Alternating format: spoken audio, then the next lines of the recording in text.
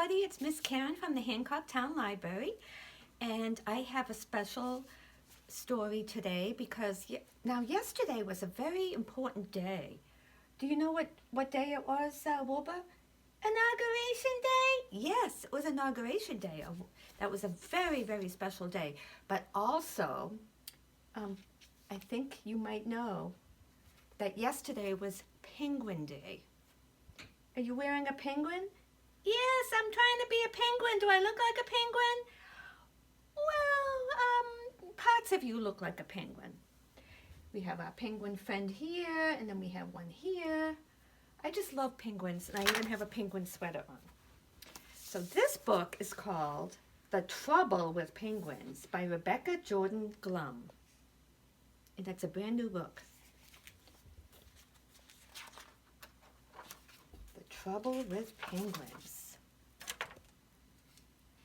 On the day the penguin discovered the person, everything changed. The penguin had been waddling along in a most penguinish manner, minding its own penguin business until it wasn't. Oh, hello, I'm roasting marshmallows. Would you like one? Of course the penguin would like a marshmallow. It liked it very much, in fact. Come on, I'll show you how.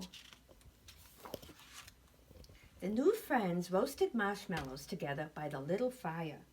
When it was time for the penguin to go home, the person gave it a hug and the very best roasting stick, and they shared a warm goodbye. Looks like he's telling the other penguins about roasting marshmallows. Naturally, the other penguins were quite impressed and wanted to roast marshmallows by the fire too. Oh, there they go. At first, they were all happy to share one little fire that gave off the most delightful warmth. They found fun ways to pass the time when it wasn't their turn, which everyone was happy doing. Oops, somebody's juggling, stacking marshmallows, snow angels, and one of them is singing. Oh, until they weren't. Not so happy now. You see, the trouble with penguins is that they don't always like to share. Before long, each wanted its own roasting stick and its own campfire. They built fire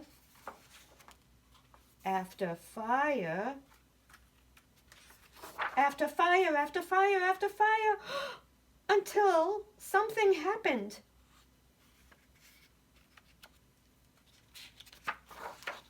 Oh no, crack! The ice is breaking. And just like that, each penguin had its very own roasting stick, its very own fire, and best of all, its very own island, which was wonderful. They all have their own islands. Until it wasn't. It was lonely. Now everyone knows the trouble with penguins is that they aren't always good at admitting when they're wrong. Thankfully, penguins are full of good intentions and aren't half bad at learning from their mistakes. Would you like to share my fire with me? It liked it very much, in fact. They all did. And, of course, nobody likes to be left out. Oop, they're going to see the person.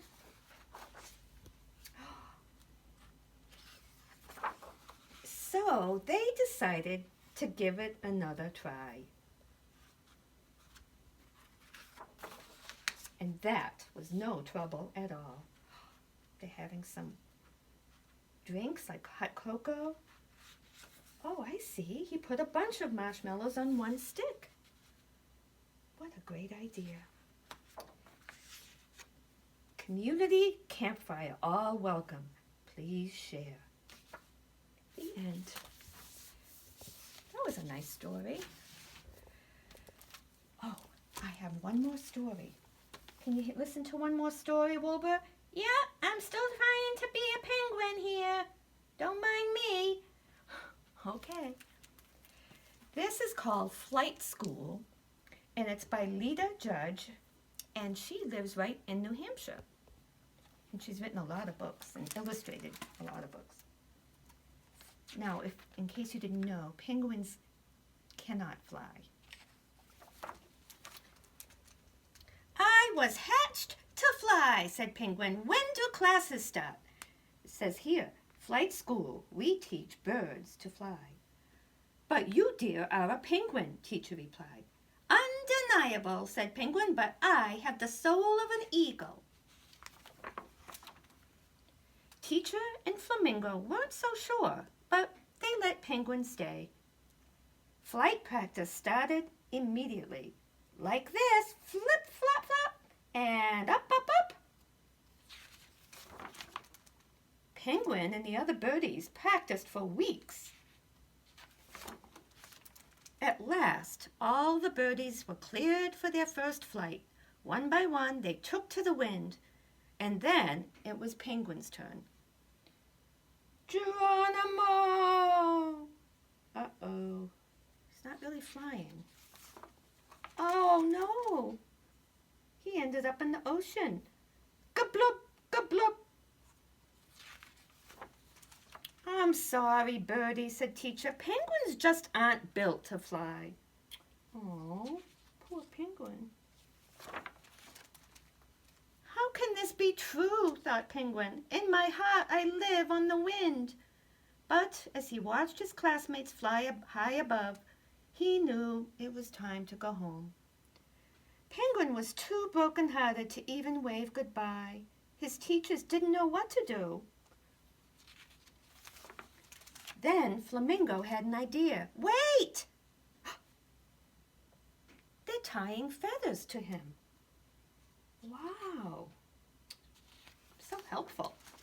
Let's try again. Flip, flap, flip, flap, flap. Will he fly? Let's see. And up, up, up. Suddenly, Penguin was soaring above the sea and the clouds. Wow. Penguin was right. He did have the soul of an eagle. There he goes. He just needed a little help with the technical parts. But however he felt inside, he still had the body of a little round penguin. But Penguin didn't care. He had soared on the wind just as he had done in his dreams.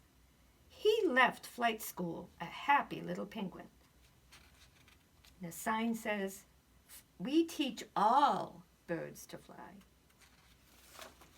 It wasn't long before he came back. My friend Ostrich has the soul of a swallow. Eep! I think Ostrich is going to learn how to fly. The end. Thank you for tuning in and see you next week. Bye.